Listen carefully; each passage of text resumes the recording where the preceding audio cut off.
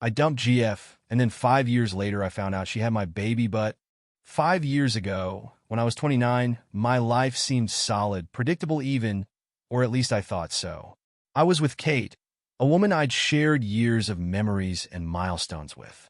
We'd moved in together after a couple of years of dating, convinced that building a life together was the next logical step. Our relationship had its ups and downs like any other, but I felt we were on the same page, that whatever came our way, we'd face it together. That was a rare feeling for me, and I held on to it. Kate was my partner, my confidant, and if I'm being honest, I'd even started to think about marriage. Then there was Mike. He was my best friend since college, the guy who'd seen me through every bad date, every low point, every questionable life choice. Mike was always the one crashing on my couch or stealing my fries when I wasn't looking, and that was just the kind of friendship we had. At one point, he'd even needed a place to stay for a few months to get back on his feet after he lost his job, and Kate and I agreed he could stay with us. We didn't think twice about it because, well, he was Mike and that's what friends do. I remember feeling a mix of pride and comfort in having these two people I trusted completely right there with me in my home. It felt like a kind of family. But looking back, I can see how blind I was, how naive I was to think that trust was unbreakable. For a long time, I held on to that sense of security, thinking that Kate and Mike were my rocks, my safe place. I could have told you they'd never betray me. I would have sworn by it. Then came that late night, a night that felt like it was ripped from a bad dream. It was just past midnight on a Wednesday, one of those quiet nights where the world feels asleep, and you almost start to feel like you're the only one awake. Kate had gone to bed early, and Mike wasn't around. He was supposedly out for a late run. I was about to head to bed myself when my phone buzzed. It was Alex, a mutual friend from college, sending me a text with a single attachment. "Hey man, I don't know how to say this. I thought you should see this. I'm sorry," the text read. I clicked on the attachment, expecting maybe some inside joke or a funny picture. Instead, it was a screenshot, a message thread between Kate and a friend of hers, a friend I didn't even know that well. In the messages, Kate was talking about someone, but it wasn't just anyone. She was talking about Mike. And it wasn't just talk. She was saying things like, "It's gotten serious with Mike. I feel like we're so connected. He understands me like no one else does." I could feel my stomach twist. My brain was racing, trying to find any logical explanation. Maybe this was some kind of sick joke? Maybe the messages were fake? I reread the messages, hoping for some new interpretation, some explanation that didn't involve betrayal. A couple of minutes later, my phone buzzed again. It was Alex. "Are you okay?" I wasn't sure if I should send this, but I didn't know what else to do, man. I typed back, my hands shaking. "Are you sure this is real?" A minute later, he replied, "I wish it wasn't, but yeah, man. I thought you deserved to know. You're my friend, too. I couldn't stand knowing and staying quiet." I stared at the screen, feeling like I'd just been punched in the gut. Everything started unraveling in my mind. All the late nights Kate said she was going out with friends, the times Mike said he was out on a run or meeting some old buddy, it all started to make a sick kind of sense. And here I was completely oblivious. After that confrontation, I didn't stick around to hear their pleas or excuses. I went straight to our bedroom, grabbed a duffel bag from the closet, and began shoving clothes and essentials into it. I was running on pure adrenaline, heart racing, hands moving on autopilot. My mind was still reeling, every part of me hurt, but all I knew was that I had to get out of there. I heard Kate's footsteps in the hall, and then her voice, soft and pleading from the doorway. "Please just talk to me. I know I messed up, but we can work through this." I didn't even look at her. "There's nothing to work through, Kate. You threw it all away. You and Mike, you both threw me away." She sighed, and I could hear the tears in her voice. "It wasn't supposed to be like this. We never meant to hurt you." I couldn't help it. I laughed, but it was bitter, hollow. Asterisk, "You didn't mean to hurt me? How long has this been going on? Months? A year? And you're saying you didn't mean to hurt me?" Asterisk. She didn't respond, just stood there, her face streaked with tears, looking like she was the one who'd been betrayed. That just made it worse. I grabbed my bag, brushed past her, and headed for the door. As I stepped into the hallway, I found Mike standing there, looking desperate, like he was searching for the right words to make it all better. Don't, Mike. I warned him, not wanting to hear whatever excuse he'd come up with. You don't get to talk to me right now. You're dead to me. He opened his mouth, hesitated, then closed it again, finally understanding that there was nothing he could say to make this right. With that, I walked out of the apartment. Leaving that apartment felt like ripping myself out of my own life. I'd shared so much with Kate in those walls, moments that felt real. But now, it was all tainted, every memory shattered. I let the front door click shut behind me, and for a moment, I just stood there, feeling the reality sink in. Then, I heard footsteps behind me, and of course it was Kate. She'd followed me outside, her face full of desperation, almost frantic. "Wait," she called, reaching out as if she might pull me back. "Please, we could talk about this. Just give me a chance to explain." I finally stopped and turned, feeling a strange, calm anger settle over me. "Explain what, Kate? That you've been sleeping with my best friend behind my back? That you let me live here, thinking we had a future? I don't need explanations. I need honesty, something you couldn't seem to manage." She flinched, wiping her eyes as she tried to gather herself. It wasn't like that," she whispered, voice trembling. "Mike and I, it just happened. It wasn't planned. It got out of control." "Out of control?" I echoed, barely able to process the words. "You mean the feelings you hid from me, the nights you spent together, all of it? Just a big accident, right?" Her silence was answer enough. She was standing there, and I could tell she was trying to come up with some version of events that would make this whole betrayal seem reasonable. But there was no version of this that would ever make sense to me. Just then, Mike came out, joining us on the steps with his hands stuffed into his pockets, eyes on the ground. The sight of him, standing there looking guilty, only intensified the anger boiling inside me. This was the guy who'd been my friend through everything: breakups, job losses, bad choices. And now, he was part of the biggest betrayal of my life. "Don't even start, Mike," I said, glaring at him. "You don't get to play the wounded friend right now. You don't get to tell me that it just happened or that you didn't mean it. You lied to my face, over and over." Mike's face was pale. He glanced up, looking like he was holding on to some last thread of hope. "I know I screwed up. I'll never forgive myself. But don't throw away our friendship because of this." "Throw away our friendship?" I could feel my voice rising. "You ended it, Mike. The second you crossed that line with Kate, you made that choice for both of us. There's nothing left here." I didn't wait for him to respond. Turning away, I heard Kate take a step forward, her voice desperate now. "Please don't do this. We meant something to each other, and I don't want to lose you. I still care about you." Those words hit me harder than I expected. I turned back, looking her in the eyes. "Kate, I cared about you too. Enough to think about a future with you. But you took that away from me, from us. Whatever we had, it's over. And I don't think you get how much damage you've done." She covered her mouth, a soft sob escaping her as she took a shaky breath. I know I messed up. I know I lost you, but please don't leave like this." I shook my head, exhausted by it all. "How else should I leave, Kate? As friends? As the guy who just forgives and moves on? You're asking too much." I took one last look at her and Mike, both of them looking at me like they were the victims in this mess. But I didn't owe them any comfort, any sympathy.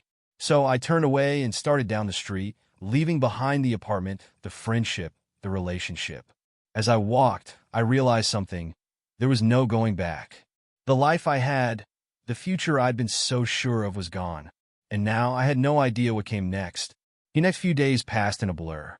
I rented a room in a cheap motel on the edge of town, and every time I sat down to try and piece together what had just happened, it all felt surreal, like some nightmare I was supposed to wake up from. I kept waiting for that feeling to lift, but it didn't. Instead, it sank deeper, settling into a dull ache in my chest that wouldn't go away.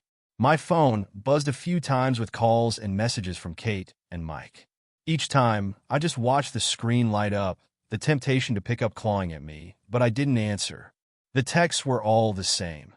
Pleas for understanding, apologies, and promises that none of it meant to destroy us. But each message felt hollow. What did any of those words mean when the trust was gone? Finally, after days of silence, Alex messaged me. "Hey man, just checking in. I know you probably don't want to talk about it, but I'm here if you need anything. I stared at his text for a long time. Alex was one of the few people I trusted who had nothing to do with this disaster. He'd been the one who actually told me the truth. I thought about ignoring the message, but something made me text back. Can we grab a drink tonight? That night, I met Alex at a bar downtown. It was a place we'd gone to 100 times, but tonight, it felt different. I was different. I hadn't seen anyone from my old life since I'd left, and the thought of going out, of facing the reality of all this, felt overwhelming. But the minute I saw Alex, some of the weight on my shoulders lifted. He gave me a nod, that look that said he was there for whatever I needed, no questions asked. Thanks for meeting up, I said, taking a seat beside him. Of course, man, he replied, signaling the bartender. I figured you might need to talk to someone who isn't involved. He paused, glancing over at me. How are you holding up? I let out a long sigh, staring down at the drink the bartender slid in front of me. Honestly, I feel like I'm in a fog. Everything's numb. It's like, how could they do this, you know? They were the last people I'd expect to betray me like that. Alex nodded, his expression sympathetic. Yeah, I get it. When I found out, I couldn't believe it. I kept thinking it had to be a mistake, but I knew you deserved to know. I clenched my jaw, trying to keep the anger from boiling over again. I keep replaying it in my head, wondering how long it had been going on, what I missed. I keep wondering, how did I not see it? Was I really that blind? Alex shook his head. You weren't blind, man. You just trusted them. You couldn't have known they'd. I mean, nobody expects this from the people closest to them. I took a long drink, trying to steady myself. It's just, I had this whole future planned out. I was thinking about proposing, starting a family, a whole life with Kate. And in an instant, it's all just gone. Alex looked down at his drink, a thoughtful expression on his face. Listen, I know it doesn't mean much now, but I think you dodged a bullet. If this is who they are, they don't deserve you. You deserve someone who respects you enough to be honest.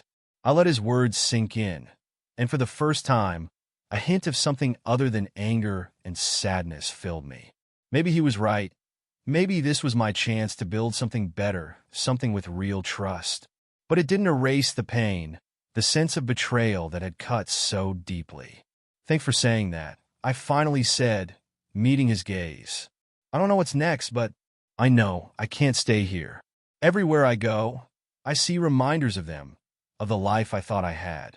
I need a fresh start. Alex nodded, a small smile forming. Then take it. Go wherever you need to go. And if you ever need anything, I'm here, man. You don't have to go through this alone. I left the bar that night feeling lighter, like I'd taken the first step towards something new. The life I had was gone, but maybe, just maybe, there was a way to build something better. Something real. After that night with Alex, I felt something shift. I couldn't stay here, surrounded by memories of Kate and Mike and all the could-have-beens haunting every corner. So, the next day, I made up my mind. I was leaving. I didn't know where I was going or how long I'd be gone, but I knew I needed distance. I spent the morning packing what little I had into a couple of suitcases, some clothes, my laptop, and a few essentials. Everything else I left behind. It was strange standing in that motel room with my bags, realizing that my entire life had been distilled down to a couple of suitcases. But I felt ready. I needed this. As I was finishing up, I got a call from my mom. I hadn't told her anything yet. Honestly, I hadn't told anyone in my family what happened. But I knew I couldn't leave town without saying goodbye, without some kind of explanation. Hey, Mom, I said, trying to keep my voice steady. Hey, sweetheart, she replied, her voice warm and familiar, the kind of voice that used to soothe every childhood scrape and heartbreak. It's been a while. How's everything? How's Kate? Hearing her mention Kate's name made my chest tighten. Actually, Mom, that's what I wanted to talk to you about. I could almost hear the worry start to build in her voice. Is everything all right, honey? You don't sound like yourself. I took a breath, trying to figure out how to explain everything without unraveling completely. No, Mom, things aren't all right. Kate and we were done. I found out she was seeing someone else. Oh, honey, she whispered, sounding heartbroken for me. I'm so sorry. I had no idea. How are you holding up? Honestly, I'm in a bad place, I admitted, voice barely steady. But I'm planning on leaving town for a while, maybe for good. I just need to get away, clear my head. There was a pause, and I could feel her processing it all. If you need anything, if you need to come stay with us, you know you're always welcome. Whatever you need, you have family here. The warmth in her voice brought a lump to my throat. Thanks, Mom. I appreciate it. I just need some space right now to figure out what's next. All right, sweetheart, she said softly, understanding. Just promise you'll keep in touch. Let us know you're okay. I promised her I would, and after a few more quiet reassurances, I ended the call. As soon as I hung up, I felt the weight of everything sink in a bit deeper. But somehow, talking to my mom made me feel less alone. For the first time in weeks, I felt like I could breathe a little easier. With a deep breath, I grabbed my bags and headed out of the motel, tossing them into the back of my car. I had no specific plan, but I felt a strange calmness in that uncertainty. It was as if all the expectations, the old life I thought I wanted, had finally burned away, leaving room for something new. As I pulled out of the parking lot and onto the highway, I felt the grip of the past loosening. The city, Kate, Mike, they were all in the rearview mirror now. Whatever was ahead of me, I was ready to face it alone. The open road was exactly what I needed. I drove for hours, no real destination in mind, just following random signs and turning on unfamiliar roads. With every mile I put between myself and that city, I felt a bit lighter. But in the quiet moments, the reality of it all would hit me again, creeping back in like a shadow I couldn't fully shake. After a few days of drifting from town to town, I pulled into a small coastal city. It was the kind of place that felt like it had stood still in time. Quaint little diners, an old boardwalk lined with souvenir shops, and rows of houses with peeling paint that had probably seen decades of sea salt and storms. It felt far away enough from everything I knew, and something about it made me want to stay a while. I checked into a modest inn, a two-story place with a chipped blue exterior and an old neon sign that buzzed as it flickered. The woman at the front desk, probably in her 60s, handed me my room key with a warm smile. Passing through, she asked, her voice carrying that laid-back charm of someone who'd lived in the same town her whole life. Something like that, I said, managing a small smile in return. Well, stay as long as you need, she said, like she could tell I needed a place to hide from the world for a while. That night, I wandered down to the beach. It was quiet, the sky streaked with purples and oranges from the setting sun. The waves crashed in a steady, soothing rhythm, and for the first time in days, I felt something close to peace. As I stood there, the wind whipping through my hair, I realized just how alone I was. Not in the physical sense. People were scattered up and down the beach, couples walking hand in hand, families gathered around bonfires. But in every other way, I was alone, with nothing but my own thoughts and the remnants of a life I'd left behind. For the first time since I'd left, I let myself feel it all. I felt the hurt, the betrayal, the emptiness of realizing that the two people I trusted most had betrayed me in the worst way. I'd been so focused on moving forward, on escaping, that I hadn't really let myself process what it all meant. Standing there on the shore, I felt the ache of it, like a wound I'd tried to ignore but couldn't escape anymore. Before I knew it, I dialed Alex's number. I hadn't planned to reach out, but he was one of the few people who'd been there, who understood what had happened. He picked up on the second ring. "Hey man," he said, surprised. "Where are you? Are you okay?" I took a deep breath, letting the sound of the waves fill the silence. "Honestly, I don't know where I am. I'm in some small town by the coast, trying to figure out what's next." I thought the distance would help, but he was quiet for a second, then asked, "Have you thought about talking to someone? Like a professional?" I almost laughed, but there was no humor in it. I don't even know what I'd say. "Hi, I'm just a guy who trusted the wrong people and got his heart smashed to pieces. I wouldn't even know where to start." "Maybe that's exactly where you should start," Alex replied gently. "I know it sounds cliche, but you can't just keep it all bottled up. You've been through hell, man. Nobody can handle that alone." His words settled over me, and I knew he was right. Maybe that was why I'd ended up in a place like this, somewhere I could finally let go and confront the mess I'd left behind. The road had taken me here, but I could feel it. It was time to start facing things head on. "Thanks, Alex," I said, my voice a little steadier. I'll think about it." After hanging up, I sat on the sand, watching the last of the sunlight fade into darkness. I didn't have all the answers, and maybe I didn't need them right now. But I'd taken the first step, not just to get away, but to find myself again, whoever that person might be. Months passed as I drifted from place to place, taking odd jobs, getting by, and slowly starting to rebuild. I thought about Kate and Mike less and less, letting the memories fade into the background. Eventually, I even started seeing someone new. Her name was Sarah, and she was everything I needed: honest, compassionate, and completely open with me. With Sarah, there were no hidden layers, no secrets lurking around the corner. For the first time since everything with Kate and Mike, I felt safe again. Fast forward to 4 years later, and life was finally normal again. Sarah and I had just gotten engaged.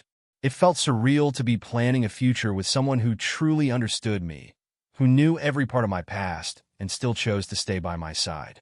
I had almost forgotten the pain of those earlier years when, one quiet evening, a message lit up my phone screen. I froze when I saw the sender's name: Kate. My first instinct was to ignore it. I'd left her and everything she represented behind long ago, but curiosity gnawed at me. Hesitantly, I opened the message. "Hey, I know it's been a long time, but there's something important you need to know." I sighed, bracing myself for whatever excuse she wanted to feed me this time. But then I saw the photo she'd attached. It was a little boy, maybe 4 or 5 years old, with a shock of dark hair and familiar eyes that made my breath catch. I scrolled down to read her explanation. "He's your son. His name is Liam. We always thought he was Mike's, but recently we found out that Mike can't have children. I'm sorry it took me so long to tell you. I didn't know." The shock was like a punch to the gut. I was a father, and somehow, in the middle of all the heartbreak and anger, I'd missed the first 4 years of my son's life. I sat there, staring at the picture, my heart pounding. I didn't know how to feel. Part of me was furious that Kate had kept this from me, furious that she had hidden my own child from me. But another part of me couldn't stop staring at Liam's face, seeing pieces of myself in the shape of his eyes, the slope of his nose. This little boy was mine. After sitting in stunned silence, I finally called Sarah into the room. She took one look at me and knew something was wrong. "What's going on?" she asked, her voice soft with concern. I handed her my phone, showing her the message and the photo. She was quiet for a moment as she read, her eyes wide with surprise.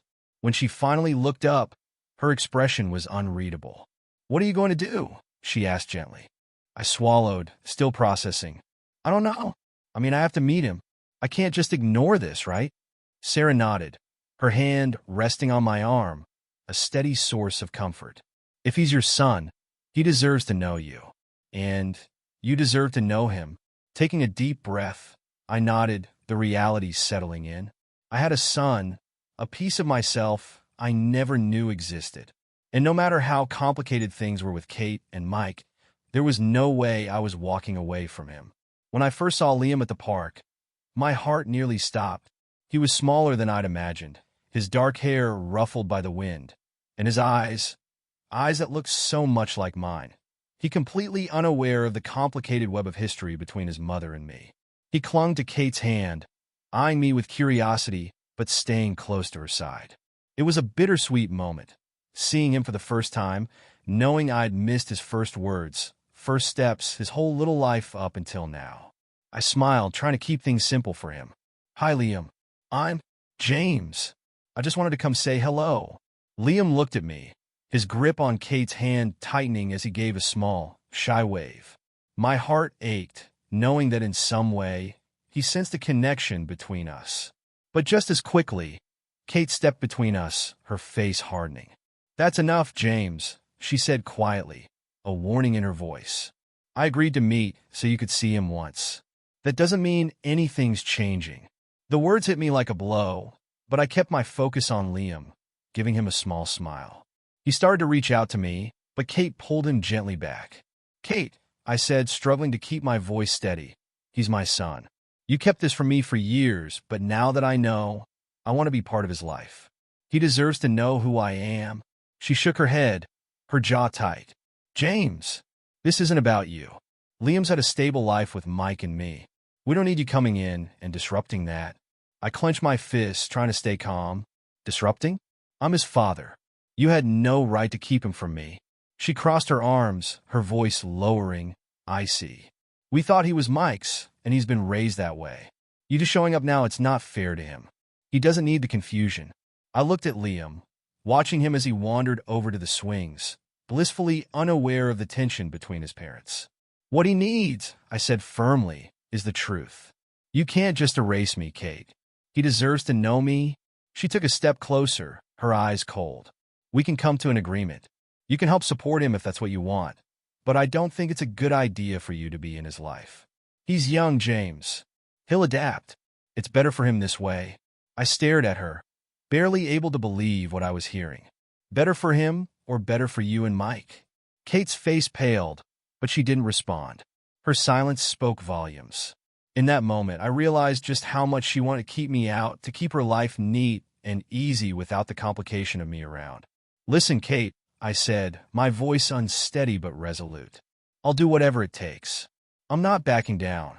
If I have to go through the courts to be part of his life, I will.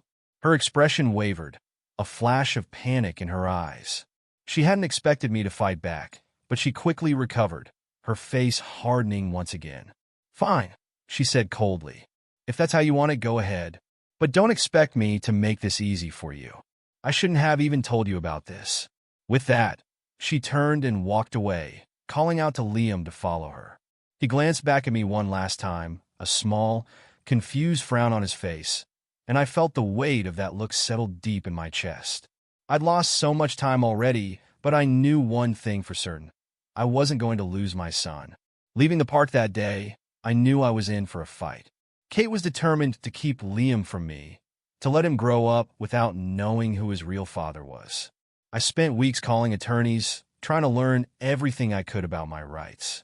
Every step felt like a mountain to climb, especially since Kate had already worked her story into place, presenting me as an outsider in her stable family with Mike. But I refused to give up. One night, I came home from a meeting with my lawyer, feeling the weight of it all. Sarah was waiting for me, her eyes full of that steady support I'd come to rely on. She walked over, wrapping her arms around me. "How'd it go?" she asked quietly. I sighed, rubbing my forehead. "They're saying it's going to be tough. Kate's trying to argue that it would disrupt Liam's life if I come in now. They're trying to paint me as someone who'll bring chaos into his world." Sarah's expression turned fierce. "That's not true. You're his father, James. And you're not some stranger. You have every right to be in his life." Her words strengthened me, but I couldn't deny the frustration. Kate's doing everything to block me.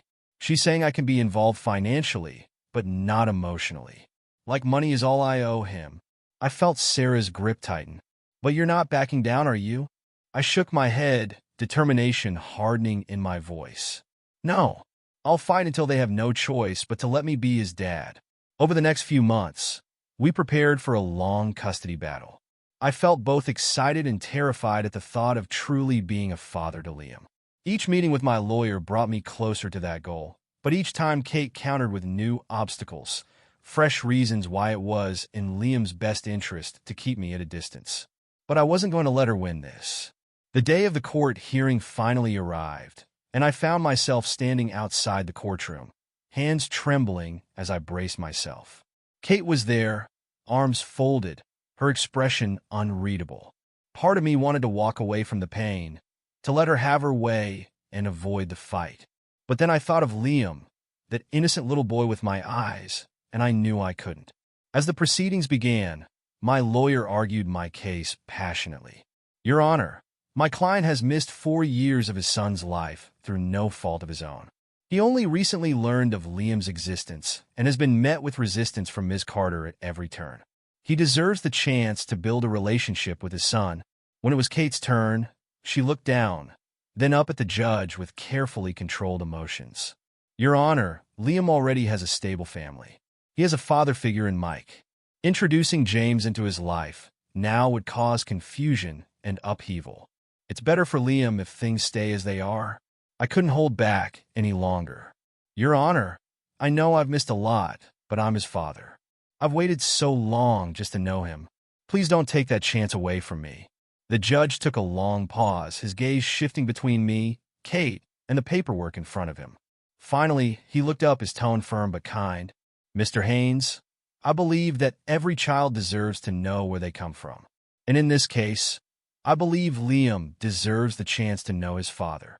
He turned to Kate, his expression serious. "Ms. Carter, you may feel this change will disrupt Liam's life, but there is no compelling evidence to suggest that Mr. Haynes' involvement would be harmful. I am granting Mr. Haynes visitation rights, and we will begin with supervised visits to help ease this transition." A wave of relief flooded me, and I almost couldn't believe what I'd heard. It was only a beginning, but it was something real, my first step into Liam's life. Kate's face hardened as she avoided my gaze, but in that moment, I didn't care.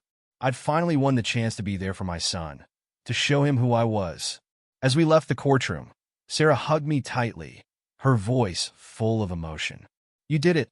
You didn't give up, and now he'll know who his dad really is." I felt the weight lift as I held her, my mind racing with thoughts of those upcoming visits, those moments I'd finally get with Liam. It wasn't going to be easy, but for the first time, I felt hope. I'd fought for him, and now I could begin the journey of being his father. It's been 6 months since that first supervised visit. Every week since, I've gotten to see my son, watching him grow and letting him get to know me. We meet once a week, and each time, I see his trust building. He knows me now, calls me Dad more often, and even though he's only 3, he started to look for me every time I walk through that door. His shy smiles have turned into hugs and giggles as he tells me about his toys, his favorite games, or the new things he's learned. Things with Kate have settled into something I never thought we'd have: a respectful co-parenting relationship. She keeps her boundaries, and there's a careful balance in place, but she's been cooperative, even encouraging at times. It's still tough. No part of this situation has been easy, but having Liam in my life has made it all worth it. With Sarah, things are more complicated.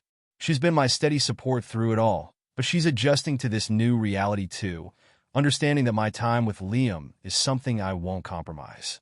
We've talked a lot, working through the challenges and hopes for our own future. We're even thinking about having a child together in the next year or two, and I'm confident that no matter what, Liam won't lose my attention or my love. Each week, as I leave from seeing Liam, I feel a deep sense of gratitude.